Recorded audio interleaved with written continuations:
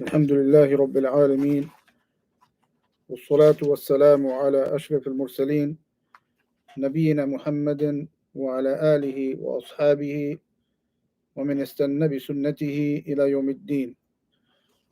اللهم علمنا ما ينفعنا وانفعنا اللهم بما علمتنا وزدنا اللهم علما وعملا إنك ولي ذلك والقادر عليه. أما بعد. So this is a continuation of our class in the three foundational principles al-usul al-thalatha li Shaykh al-Islam Muhammad bin Abdul Wahhab rahimahullah ta'ala. And we are going to inshallah finish the second principle today, which the second principle is Madinuk. What is your religion? And the answer is Dini al-Islam. My religion is al-Islam. And we were, the Shaykh, the author, Muhammad bin Abdul Wahhab, rahimahullah, he mentioned that Islam is of three levels: al-Islam, wal-Iman, wal-Ihsan. And we're talking about the pillars of Iman. And we talked last week about al-Imanu bil-Yawm al-Akhir, to believe in the last day. And we said the benefits of this is that it encourages us to do good deeds out of hope for Allah's reward on that day. And it discourages us and warns us from doing sinning for fear of meeting the punishment on that day. And also in it is a conciliation for the believer, and it makes him feel at ease that whatever he misses from this life then is not harmed by that, because this life is of no consequence in comparison to the next life. So he looks forward to the next life, and even if he misses some enjoyment or pleasures of this life, then he is not bothered by that from this belief. So that's the benefit of this belief. And then the author, the explainer, Sheikh Muhammad bin Salih al-Uthaymeen, he mentioned some of the false belief. Those who reject the belief in the Day of Judgment, they claim that it's not possible to be resurrected. They claim that resurrection is something which is impossible based on their desires, their intellect, their false belief.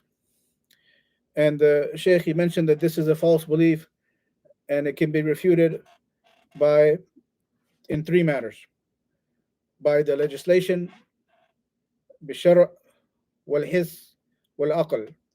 It can be refuted and proven false, the notion that resurrection is impossible, by our legislation, by our senses, our perception, what we see and feel, and by al-aql. Aql is the understanding or logic or intellect. وأما الشرع فقد قال الله تعالى: زعم الذين كفروا أن لن يبعثوا قل بلى وربي لتبعثن ثم لتنبؤن بما عملتم وذلك على الله يسير. Mean legislation, it's proven in the text of the Quran and Sunnah that resurrection is an established fact. As Allah subhanahu wa ta'ala said, those who disbelieve claim falsely that they will not be resurrected. Say rather, by your Lord, you will be resurrected. Then you will be informed of what you did, of deeds, good or bad, and that is easy for Allah Azza wa Jal. And this is something established and agreed upon among all the books. In all the books revealed, it is established this fact and it is agreed upon that resurrection, there's no doubt in it. So we're saying that we're talking about the fact that resurrection, the day of judgment, is something there's no doubt, even though the disbelievers have doubt in it and they claim it's not possible. We say it's possible, and it is a fact based on three things. Number one, the legislation. It's established in the Quran and the Sunnah. Number two, بالحس. الحس يعني means the senses, means the our perception. فقد or something which is seen, has been seen, which relates to resurrection or life after death. فقال الشيخ فقد أري عباده إحياء الموتى في هذه الدنيا وفي سورة البقرة 5 أمثلة على ذلك. And Sheikh mentioned that there are 5 examples of actually the dead being brought back to life. And they're mentioned all in Surah Al-Baqarah. All of these 5 examples are mentioned in Surah Al-Baqarah. And so this is a proof that Allah does, this is a proof that is perceived and sensed and has been seen by the creatures, that Allah brought the dead back to life. So that we will all be resurrected from our graves. This shows that this also will happen, because life after death was or occurred in this life or in the past. So he said, المثال الأولى, the first, or المثال الأول, the first example, قوم موسى حين قالوا له حتى نرى الله جهرة. When the people of Musa, Banu Israel, said, إذ قلتم يا موسى لن نؤمن لك حتى نرى الله جهرة فأخذتهم الصاعقة وأنتم تنظرون فأخذتكم الصاعقة وأنتم تنظرون ثم بعثناكم من بعد موتكم لعلكم تشكرون. And when they said, or you said, O Musa, we will not believe in you until we see Allah, until we see Allah, out of their arrogance. Then the lightning overtook them. They were caused to die with a lightning bolt or thunderbolt, a lightning bolt. ثم بعثناكم. Then we brought you back to life. That's the point, that Allah brought them back to life so that they would be grateful. والمثال الثاني في قصة القتيل الذي اختصم فيه بنو إسرائيل فأمرهم الله تعالى أن يذبحوا بقرة فيضربوه ببعضها ليخبرهم بمن قتله. The second example is the story of the one who was killed from Banu Israel. He was killed, murdered, and then the Banu Israel were debating, or trying to find out what to do, who's the killer, and there was a dispute. So that's when Allah ordered them to slaughter the cow. And then take a part of the cow that was slaughtered and hit the dead, murdered one with it. And thereby the murdered one was brought back to life, and informed them who killed him. وإذ قتلتم نفسا فادارأتم فيها والله مخرج ما كنتم تكتمون فقلنا اضربوه ببعضها كذلك يحيي الله الموتى ويريكم آياته لعلكم تعقلون. That's the passage.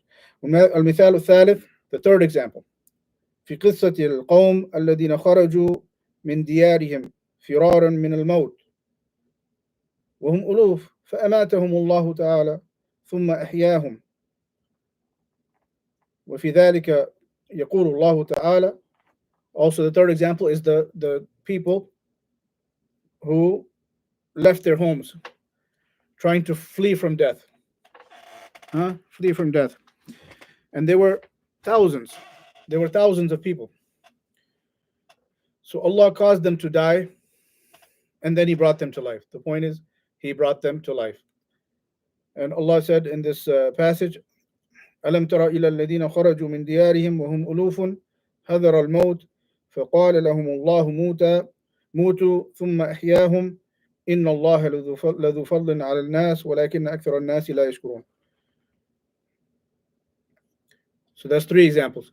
The fourth example, في قصة الذي مر على قرية ميتة فاستبعد أن يحييها الله تعالى فأماته الله تعالى 100 سنة ثم أحياها وفي ذلك يقول الله تعالى and الآيات.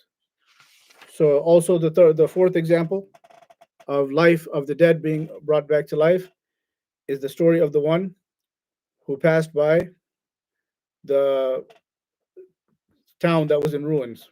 Basically, it was all shattered and tattered in tatters and crumbled down. So he said, "Who? How?" He thought it impossible. He said, "Oh, how will Allah ever bring this back to life? This dead village and desolate and uninhabited." So Allah caused him to die. This man, who was, thinking it impossible that Allah could bring this town back to life, Allah caused this man to die uh, for 100 years. And then he brought him back to life. And he said, "How long have you been dead?" He said, "Yawman aw ba'da yawm," one day or some of a day. قال بل لبثت 100 عام. He said, "Rather, you have been dead for 100 years." And to the end of the passage. Uh, as we know, then he said, so that's the point of the passage, that Allah brought him back to life. This is the fourth occurrence of life after death. And the fifth occurrence and passage in this surah, في قصة إسرائيل قصة إبراهيم الجليل الخليل حين سأل الله تعالى أن يريه كيف يحيي الموتى فأمره الله تعالى أن يذبح 4 من الطير ويفرقهن على أجزاء على الجبال التي حوله ثم يناديهن فلتلتئم الأجزاء بعضها إلى بعض ويأتين إلى إبراهيم سعيا. So the fifth example is the story of Ibrahim alayhi salam. Ibrahim alayhi salam, when he asked Allah to show him how he brings the dead back to life. How he brings the dead back to life. And Allah said, "Do you not believe?" He said, "Rather to strengthen my faith." He wanted to additional sign. He had faith, of course, but for strengthening his faith, he asked for a sign. So Allah ordered him to cause some birds to incline to him, and then he slaughtered them and spread them into pieces, cut them into pieces. And then he put all these 4 birds and he cut them into pieces after slaughtering them. And then he put all these pieces into different mountains. And then he was ordered to call them, and they came back to life, flying back to him. So that's the fifth example. We said all these 5 examples are proof for life after death, things that were seen and actually happened, and shows that the life after death and the next life is also similarly possible. If it happened before, it can happen again. وأما دلالة العقل فمن وجهين. So the third aspect of proof is the intellectual or logical proof, and that's from 2 angles. The Sheikh said, أحدهما أن الله تعالى فاطر السماوات والأرض وما فيهن خالقهما ابتداء والقادر على ابتداء الخلق لا يعجز عن إعادتها. قال الله تعالى هو الذي يبدأ الخلق ثم يعيده وهو أهون عليه. The first example or first aspect of the intellectual bringing to life after death is that Allah created us in the first place. And the one who creates something in the first place, he can bring it back to life. If he created it one time, he can create it again. Rather, Allah said, what means, and he is the one who began the creation, and then he will bring it back. And it is easier for him. It's all easy for him. But if you want to look intellectually, which one's easier to do something a second time or the first time? The second time, after it's already been done, to bring it back again is easier. But it's all easy to Allah subhanahu wa ta'ala. So this is the intellectual proof that Allah created the creation once. So to bring it back to life after death is likewise easy for him. والوجه الثاني أن الأرض تكون ميتة هامدة ليس فيها شجرة خضراء فينزل المطر عليها فتهتز خضراء حية فيها من كل زوج بهيج والقادر على إحيائها بعد موتها قادر على إحياء الموتى. The second intellectual proof is the earth that we see. When it becomes dried out and dead and motionless and without any greenery, without any vegetation, becomes dried stalks, then what happens? Allah sends the rain and it becomes green and fresh and in motion and alive. So this is a life after death. So just as Allah brings the dead earth back to life with the rain, similarly He can bring the dead human beings back to life when by His permission. So He mentioned that in many ayat in the Quran. In one of them, He mentioned, وَأَحْيَيْنَا بِهِ بَلْدَةً مَيْتًا كَذَلِكَ الْخُرُوجِ. Allah said, we bring with the water the dead earth back to life. كَذَلِكَ الْخُرُوجِ. Likewise is the resurrection of the bodies from their graves back to life. So this is what an intellectual proof that Allah brings for resurrection. So what are the two aspects of intellectual proof? Number one, what were they? The two intellectual proofs? Who remembers? We just said.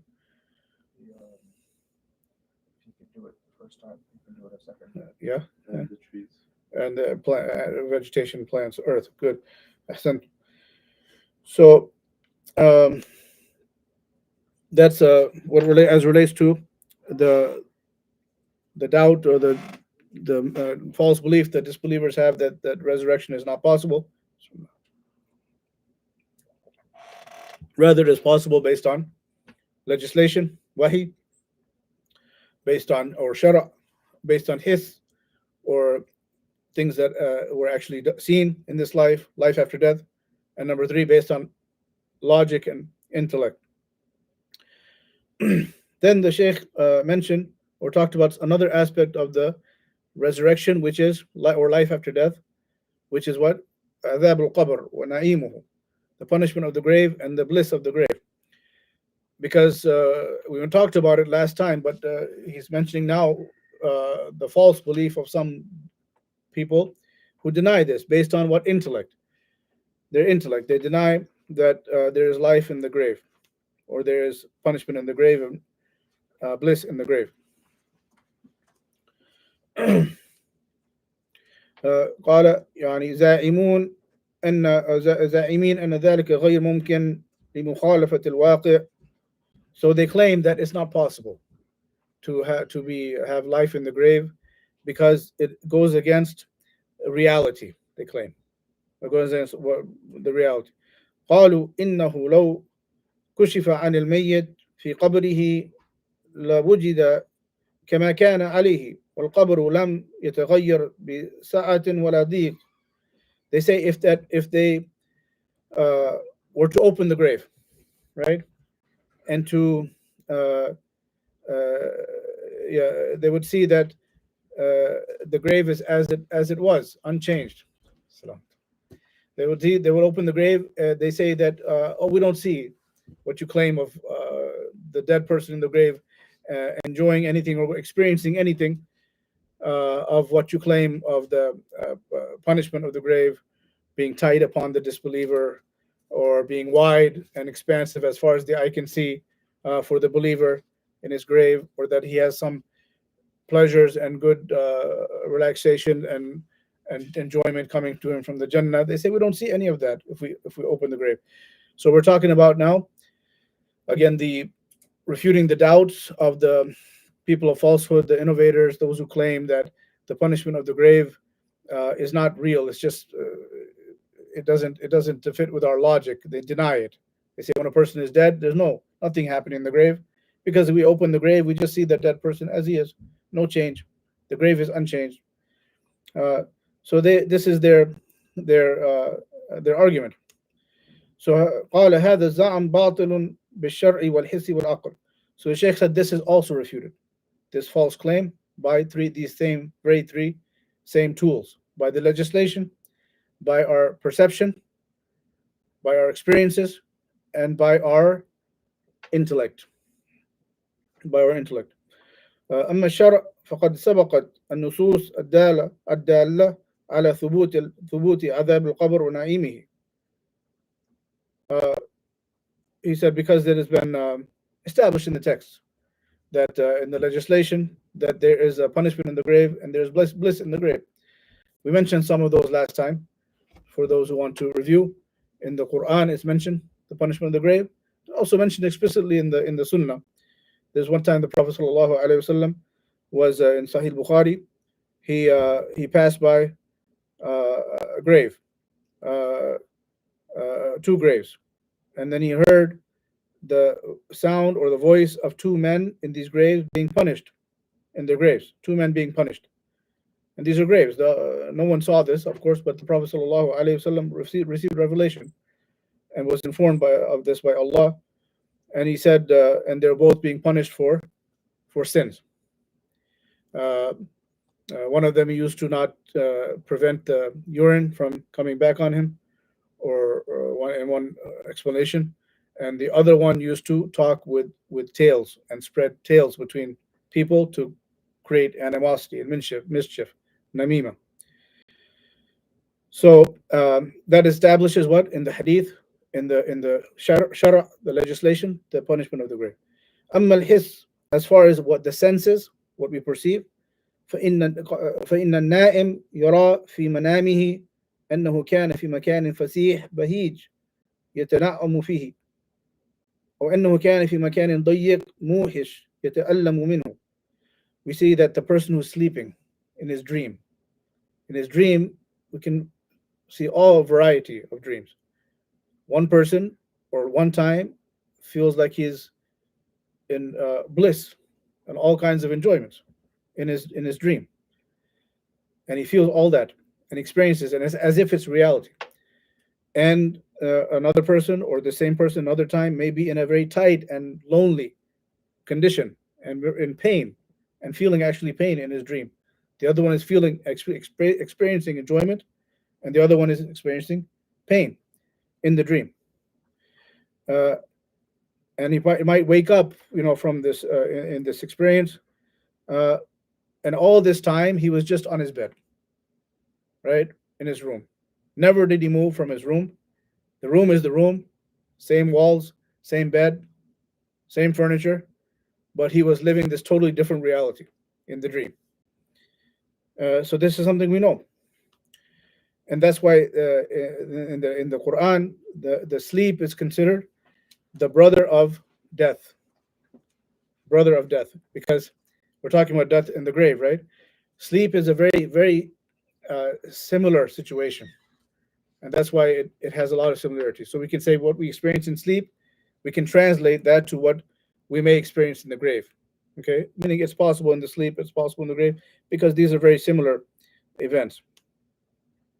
أما العقل, as far as the intellect, قال فإن النائم في منامه يرى رؤيا الحق المطابقة للواقع، وربما رأى النبي صلى الله عليه وسلم على صفته. Also they said from the intellect, the proof is that a person can actually see actual realities in his dream.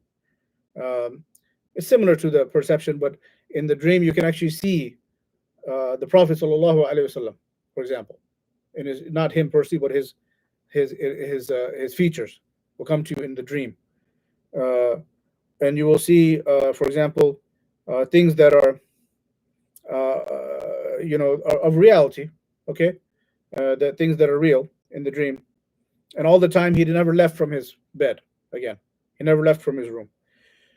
So if this is possible in this life, again, it's possible in the next life. So as far as their claim that if they open the grave, they won't see anything changed, right? The dead person is still the dead person. The grave is still the grave. Then we said this is something very a foolish argument. Uh, uh, this is something we. This is a matter, first of all, of the unseen. If it was something that we were allowed to see, okay, and Allah showed us this experience and this punishment and this bliss in the grave, then there would be no test anymore. The test is to believe in the unseen. Okay, to believe in things because we've been informed by the prophets in the books, in the revelation. So it's a test. Are we going to believe the messenger? But if we see the unseen, if we see the jinn, or we see the angels, we see angels, for example, we see shayateen, we see Allah, there's no more test. There's no more test. Then everyone has to believe. There's no more test. Everyone is the same now. There might still be people who don't believe, but the believers have not achieved anything because it's obvious. The test is to believe in the unseen. So part of the unseen is the punishment of the grave. You can put that in the same basket or in the same category as angels, as seeing Allah, seeing shaitan. So just as that, we cannot see the punishment of the grave for the wisdom. That's the wisdom.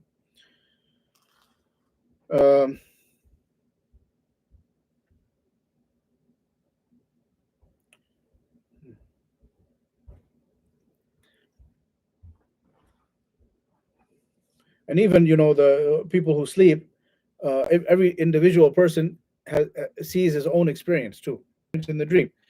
No one else can experience that thing. Even the dead, similar to the dead, have their own individual experiences. So that's the refutation of that false belief or that claim that we are not going to be punished in the grave or have any experience in the grave. So lastly, the pillar, we're talking about the 6 pillars of faith.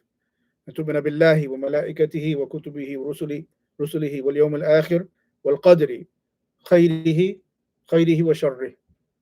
To believe in the qadr or the pre-decree. The 6th pillar of faith, after believing in Allah and the angels and the books and the messengers and the last day, and number 6 is to believe in the pre-decree, the predestination, or Allah's foreknowledge of affairs.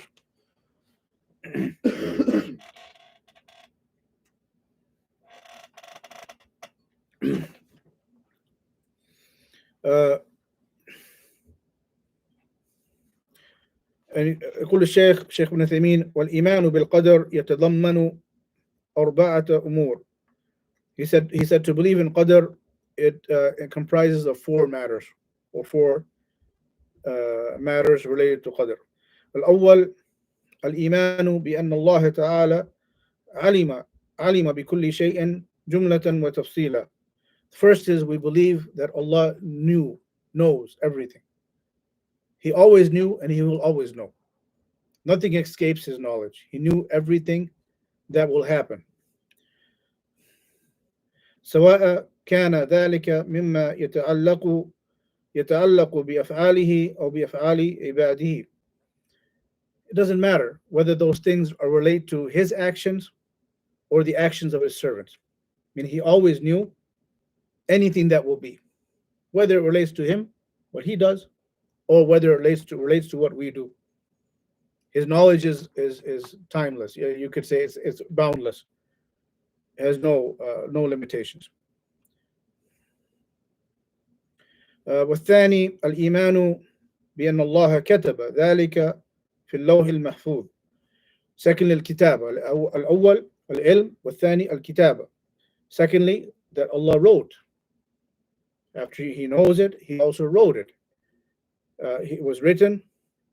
He wrote that in the preserved tablet.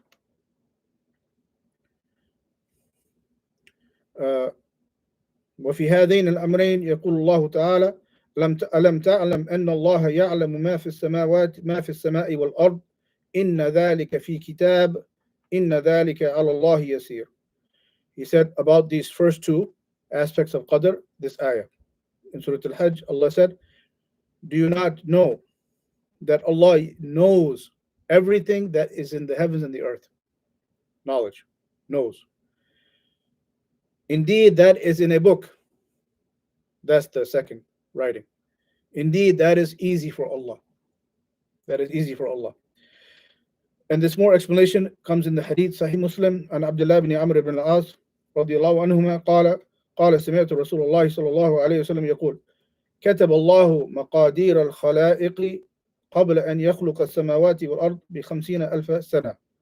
It comes in the Hadith in Sahih Muslim that the Prophet صلى الله عليه وسلم said that Allah wrote, we're talking about writing again, Allah wrote all that will be from the creation until the end of time, or just say forever. Allah wrote all that will be from the creation, okay, since they were created.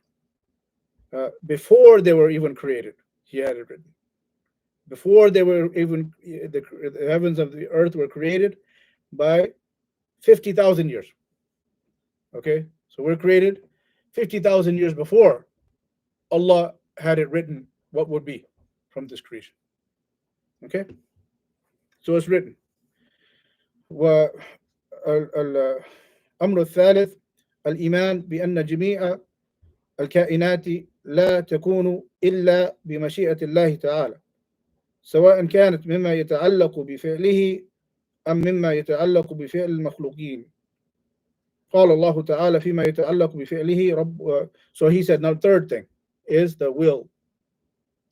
First is knowledge, second writing, he had written. Third is he willed it to be. Allah wanted it to happen. Nothing in this creation happens except Allah wants it. Allah willed it. ما شاء الله كان وما لم يشأ لم يكن. Whatever Allah wills to do, will to happen, it will happen. Whatever Allah does not will it to happen, it won't happen. Okay, that's part of the belief in Qadr. And this is, again, whether it relates to His own actions, subhanahu wa ta'ala, or the actions of His creatures. He does what He wills, and His creatures do as He wills. As He wills. And we'll talk in more detail about that, how we understand our will as it relates to that, but it's coming. Mashi'a, al-mashi'a, al-mashi'atu. And the proof for this, قال الله تعالى فيما يتعلق بفعله, He said concerning His own actions, وَرَبُّكَ يَخْلُقُ مَا يَشَاءُ وَيَخْتَارُ. And your Lord creates whatever He wills, whatever He wills. And His creation is according to His will. No one can force Allah, of course, to do anything. And He chooses. وَيَفْعَلُ اللَّهُ مَا يَشَاءُ. Also Allah said, and Allah does what He wills. Okay. As far as our actions or the actions of the creatures, how that also falls under Allah's will and cannot escape Allah's will, Allah said about that, Ta'ala, وَلَوْ شَاءَ اللَّهُ لَسَلَّطَهُمْ عَلَيْكُمْ فَلَقَاتَلُوكُمْ. If Allah had willed, He would have given them authority upon you, and they would have fought you. If Allah had willed. Allah didn't will this, but if He willed, it would have happened. If these creatures would have done and have no escape but to do as Allah willed them to do. So nothing happens except Allah willed it.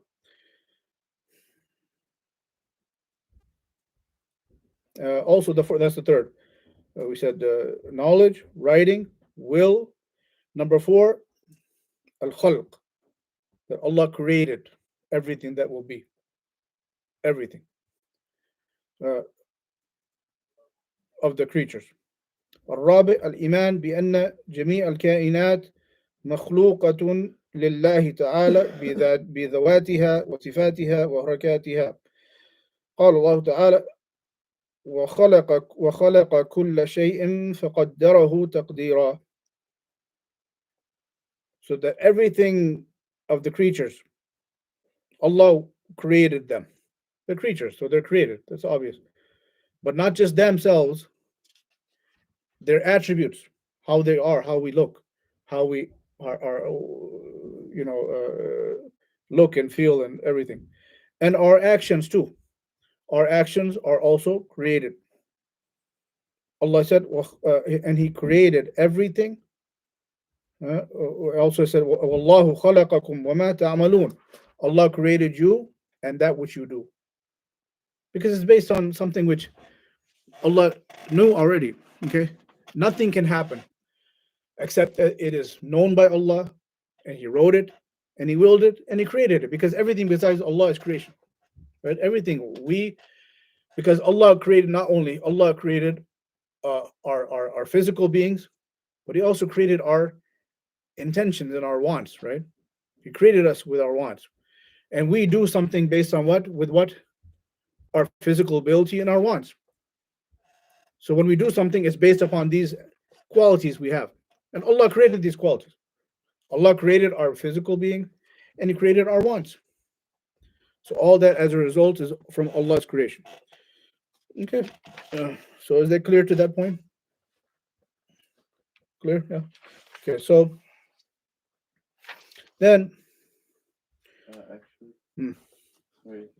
So He created our actions, meaning like this, for instance. Everything. You'll get be more clear, inshallah, when we finish the. So, Question. Qadr said that the Qadr was written from before creation, 50,000 years before. meaning before any creation, Before any creation. until forever. Yeah. Is there nothing about it being until Yom Al Qiyamah for the humans or something? I didn't see that. So what takes place in Jannah and all that is still considered what was written in the Yeah, Qadr? it's all creatures. Yeah, it's all creation. Yeah. So, so then the Sheikh explained, الإيمان بالقدر على ما وصفناه لا ينافي أن يكون للعبد مشيئة في أفعاله الاختيارية وقدره عليها، لأن الشرع والواقع يدالان على إثبات ذلك له. So this does not negate. The Sheikh said this, just the fact that Allah knows and He decreed and so on, and wrote and willed and created, does not negate the fact that the servant has a will. It just means that our will cannot escape this. What Allah's will is predominant. Or you can say that our will is established, okay, and it is established by the legislation, Quran and Sunnah, and also by reality, by perception, by the reality of things, that we have a will. You can say simply Allah knew what we're going to do before we did it. Okay? It's simple way to put it. Allah subhanahu wa ta'ala is not befitting for the Lord of the worlds to have a limitation or a defect in His knowledge. Okay? His knowledge is limitless. And He knew what we would do before we did it. But that does not mean in any way, shape, or form that He forced us to do. We have a will. And that's established based on the following. Amma shara, as far as the legislation, we know this, that we have a will. Allah said that. فَمَنْ شَاءَ اتَّخَذَ إِلَى رَبِّهِ مَآبًا. Allah said, so whoever wills from you should take a path to his Lord. فَاتَّقُوا اللَّهَ مَا اسْتَطَعْتُمْ. Okay, so now, so sorry, so that shows that Allah said, فَمَنْ شَاءَ مِنْكُمْ أَن يَسْتَقِيمُ وَمَا تَشَاءُونَ إِلَّا أَن يَشَاءَ اللَّهُ رَبُّ الْعَالَمِينَ. Allah said, whoever wills amongst you should be upright. Will, He said will. So we have a will. That's established in the Quran. Also, we know this, that we have not only will to do things, we have ability. We have abilities, we have powers. That's why Allah said, فَاتَّقُوا اللَّهَ مَا اسْتَطَعْتُمْ. Allah said, fear Allah as much as you're able. We have ability. We know that from the Quran, I'm saying. We know that we have will. We have from the Quran, we know we have a will, and we know we have abilities. That's established in the Quran. Allah said, لا يكلف الله نفسا إلا وسعها. Allah does not burden a soul more than its ability. So we have ability based on Quran. How about in the experiences, in our day-to-day affairs? How do we know this? كل إنسان يعلم أن له مشيئة وقدرة به ما يفعل وبه ما يترك. Every one of us knows that we have a will. If I want to raise the pencil, I will that, and I have ability to do that. If I don't want to, I don't do it. The case is settled. It's obvious. But yeah, we should know that there are certain actions that are in our ability, like this. Okay, this is an action, but some things are beyond our ability, like a shiver. A shiver happens without my control, without my will, and I have no role in it. It just happens without my out of my control. Involuntary, yes, Hassan. So, and other things that happen to me that I have no control over. Okay, like the roof falling down. Yadam billah. Okay, it happens. Like something, a business deal going bad. Okay, or like death. That it's a car accident that I have no control over, and so on. Or good things that happen to me, that I have no control. I didn't will it, and it happened without my actions involved, but it happened to me. So there are both those happen, voluntary and involuntary. Both can happen to me.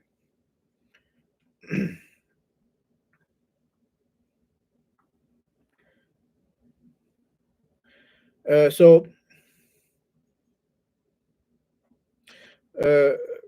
فالكون كله ملك لله تعالى فلا يكون في ملكه شيء بدون علمه ولا بمشيئته.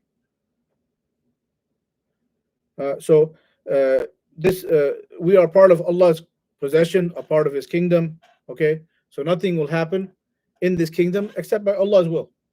Okay, except by Allah's will. So He gave us a will, but we cannot escape, okay, from what Allah has decreed for us. It's like if you're going down a path, okay, you can go right or you can go left. We choose which way, but Allah subhanahu wa ta'ala knew already, okay, which we would choose. Okay, that's all. That's in a nutshell.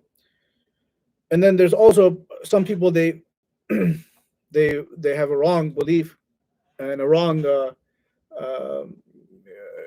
build a wrong supposition or upon this belief. They say that, therefore we can seek excuse for our sinning because we sin because Allah decreed that I sinned. That's why I sin, as if it's a proof that they're allowed to sin. And this is illogical. Okay, and it makes no sense. And Allah subhanahu wa ta'ala refuted this misconception in the Quran. Okay, because this is from the mushrikeen. The mushrikun, they said this. They said, سيقول الذين أشركوا لو شاء الله ما أشركنا ولا آباؤنا ولا حرمنا من شيء كذلك كذب الذين من قبلهم حتى ذاقوا بأسنا. They said, if Allah willed, we would not have done shirk. Meaning we're excused. We can do all the shirk we want because Allah willed it, right? So they're playing games.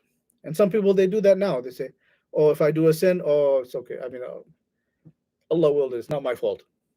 No, it is your fault. Because why? You have a will. Allah said you have a will. So there's no proof in that. Why? Because in the same ayah, Allah said, حَتَّى ذَاقُوا بَأْسَنَا. He said, those people who claim this, that if Allah willed, we would not have done shirk, and nor our parents, and we would not have done anything wrong. He said, likewise did those before them used to reject Allah's signs until they tasted our punishment. Meaning Allah, if they had any proof that they were forced to do right these sins, forced to do shirk, or it was done out of their involuntarily, then why would Allah punish them?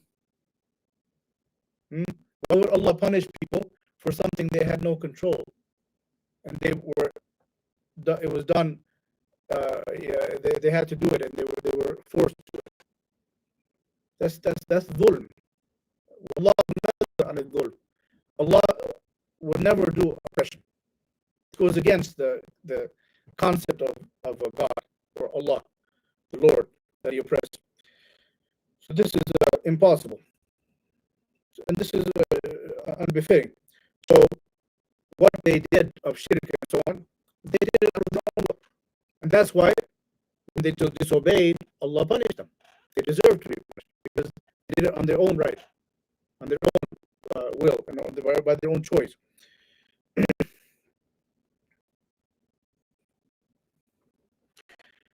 And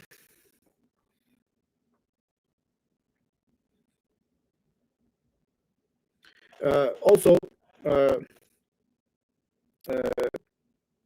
if Allah ordered us to do things, right? Ordered us pray, go to your parents, give charity, and so on. And He told us not to do haram things, okay, not to steal, not to cheat, not to drink alcohol, so on.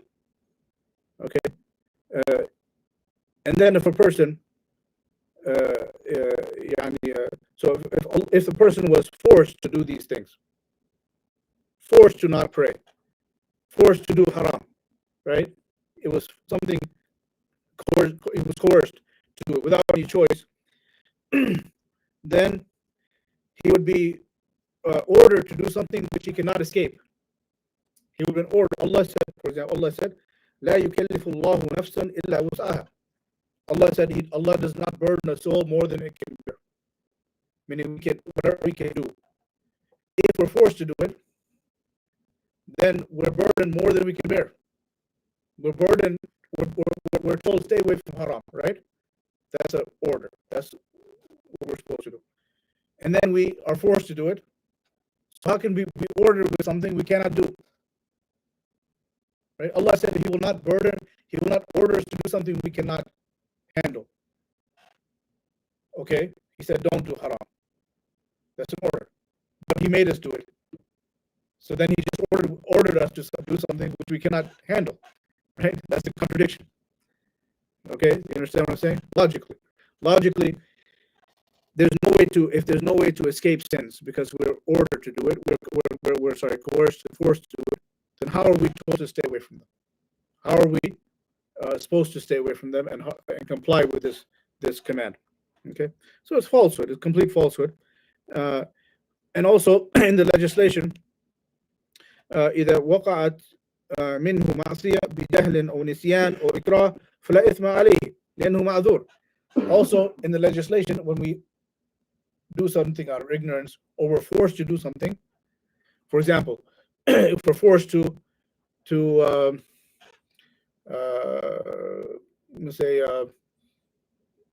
say something of kufr, for example, okay, then there's no blame on us.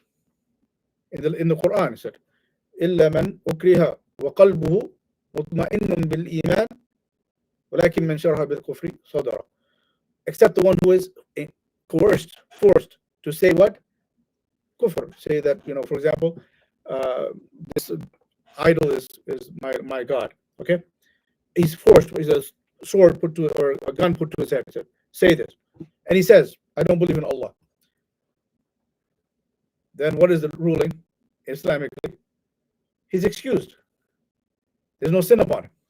He's not punished. Why? Because he was forced. So how would Allah throw a person in the hellfire when he was forced to do this? When He forced him to do this thing of sinning, forced him to worship an idol by decreeing it as they claim, thereby forcing him, and then he's thrown in the hellfire because of it. That goes against even the legislation that by which we judge in this life.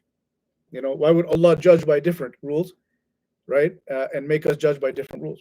This is called al-udhr, excuse. This is an excuse. So that would not happen. No. I want to ask, if somebody is forced to do something, but like for instance, say that Allah is not God, for instance, right? Yeah. If he's forced to say that, Yeah. but he instead does not say it, and he says Allah is the God, is like the only God worthy of worship, Mhm. and he gets killed because of it. Is he sinned for being killed because he could have avoided it? That makes sense. Well, it's an excuse. You don't have to take the excuse. You don't have to take the excuse. So either way, there's no sin to not to obey. Uh, um, Like, I mean, is it suicide? no, because you're not doing suicide for sure not, because suicide is with your own hand Okay. killing yourself. But if it's by someone else's action, then it's not suicide. But I can check on that. That's what I know right now, that it's allowed to do that. So let me just finish this chapter here. We're almost done. Um, and also, it's foolish to try to seek proof for our actions based on qadr. They say, for example, that I'm not going to uh, pray because Allah knew that I would not pray. Well, the fact that you, for example, dhuhr prayer, okay, how do you know that you're not going to pray dhuhr prayer? That Allah decreed that. When would you know? When would I know that? After the fact. So how can I presume before the fact? We don't know. It's a secret. Only Allah knows what we're going to do. So how can I presume before dhuhr that I'm not going to pray dhuhr? Where'd you get that notion? Where did you get that information from? Who told you that? You would only know that until after the fact. But you made the decision before. You already made the decision. I'm not going to pray. So it's illogical. It makes no sense, right? So finally he said this is when it comes to matters of dunya, a person, for example, knows, okay, that he has a choice to go to a land that has safety and good provisions, and his family will be safe. He'll be taken care of. He'll not be oppressed. Okay, and there's another land he could take this path. Okay, to a land where it's war and rape and all kinds of stealing and plundering. Okay, he doesn't say qadr now, right? He'll not say, oh, it's okay, I'll take this one because Allah already decreed I'm gonna go and I'm gonna be killed and tortured and so on. No, every person gonna say, I'm gonna take this way. I don't want to be killed. I don't want to be murdered. So when it comes to dunya, why does he make this? He doesn't bring this excuse, but it's the same. Everything is decreed. Allah decreed which choice he would make, but he always makes the choice that was in the benefit of himself and his family. So why can't, when it comes to the path of the akhirah, this is the path to Jannah, and this is path to Nar, and he says, I'm going to take the path to Nar because Allah told me. Allah made decreed that it should be. We should have the same attitude. Take the path to success. As we would do in this life, take the path for the next life to success, the path of Jannah.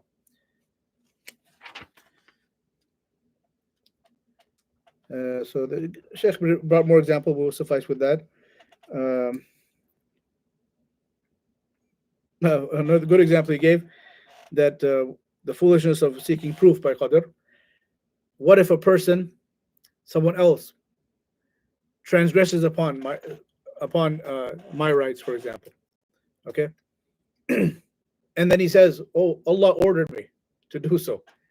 Would you excuse him? Oh, no problem. He comes and steals your property, steals your car. He said, you catch him, and he said, oh, Allah ordered me to do it. I had no choice. Okay, no problem. You can have the car. He wouldn't do that, right? So this is, it's foolishness. So it's a story that came from Umar ibn Khattab radiallahu anh, that a man a thief was brought to him, and he stole, and he deserved his hand to be cut off. فأمر بقطع يده. So he ordered, as is the legislation, for his hand to be cut off. So the thief said, مهلا يا أمير المؤمنين فإنما سرقت بقدر الله. He said, please be not so hasty, I mean, leader of the believers, because I only stole by the will of Allah. It was Allah's qadr I stole. So he said, فَقَالَ نَحْنُ إِنَّمَا نَقْطَعُ بِقَدْرِ اللَّهِ. Umar said, and likewise, we only cut your hand off by the qadr of Allah. Likewise, we're going to cut your hand off by the qadr of Allah. You know, so there's no escape. Of course, you know, uh, we have to. The point is, we have to do and abide by the legislation. But when it comes to our tenets of belief, believe that Allah knew everything that would be, and He decreed it, and He willed it, He wrote it, and so on. This is something which is the attribute of Allah subhanahu wa ta'ala. And there's certain benefits which we arrive at from that. What the first benefit in this belief in Qadr? The first benefit is al-i'timad ala Allah ta'ala in the fi'l al-asbab بحيث لا يعتمد على السبب نفسه لأن كل شيء بقدر الله تعالى. Number one, he said that we should not be dependent upon the means. For example, if we eliminate Allah from the equation, you could say that Allah doesn't have any role in what happens in this universe. Then this is a false. This is a falsity. Then a person, what does he do? He starts to depend on himself. That everything happens based on my control. The car, the job, everything is in my control. Then he's lost, right? He has to believe there's a power over all of this, out of whose domain nothing can escape. Everything happens according to Allah's will. If Allah doesn't protect me, nothing can protect me. Right? If Allah leaves me and forsakes me, then nothing can protect me. Right? But if Allah is with me, everything is with me because Allah controls everything.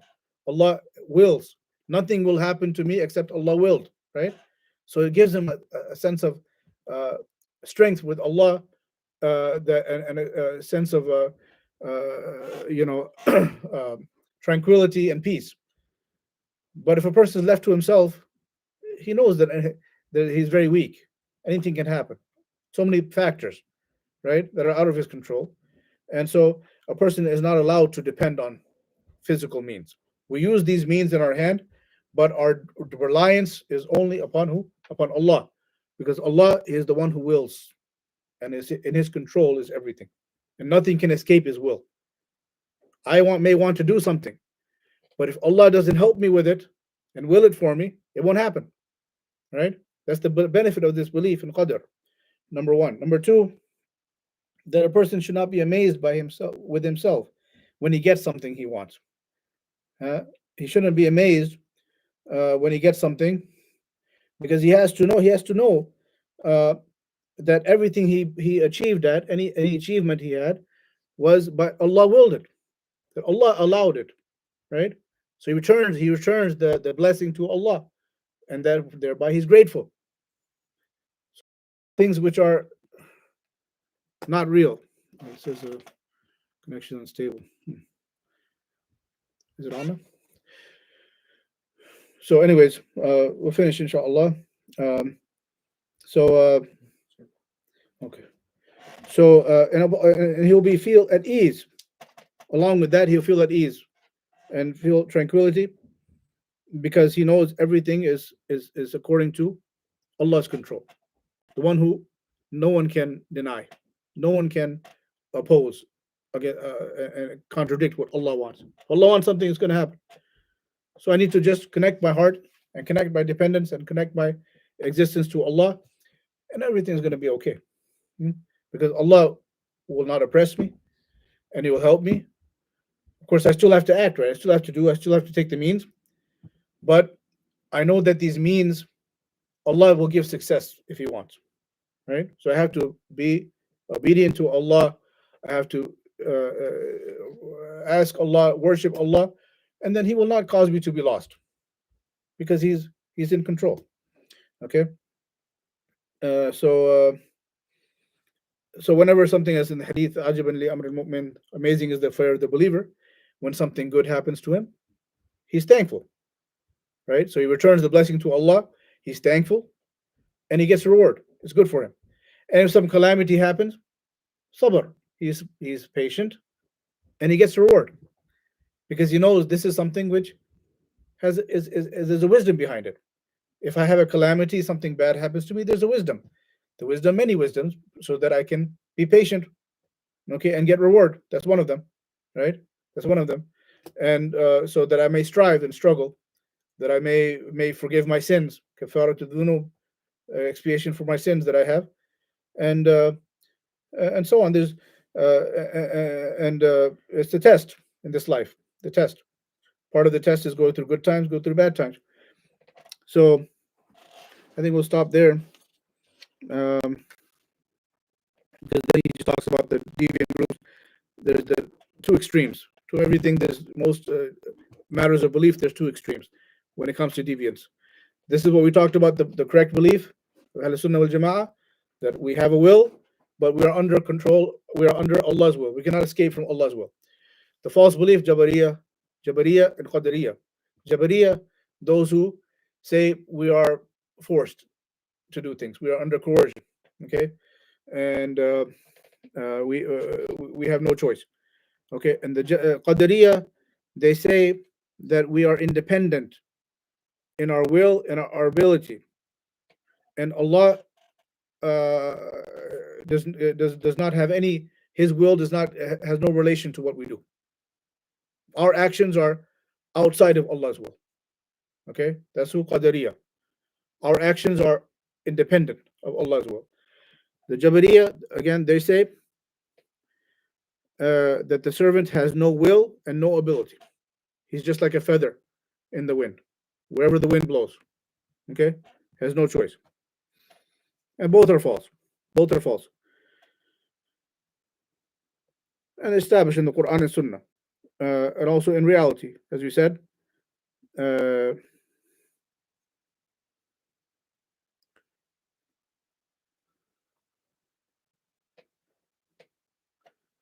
So we know from our reality that we know things that we will, like what we want to eat, what we want to drink. These are things we choose. We have a choice in them, and there are certain things that happen beyond our will. Okay, that are out of our control. Okay.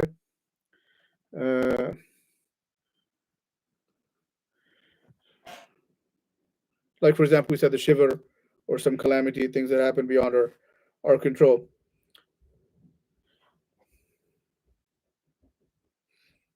Now, so and that's the refutation of the Jabariya. Also, the Qadariya, we can refute them, and the refutation is in the Quran, many verses that establish that Allah has a will in our actions, and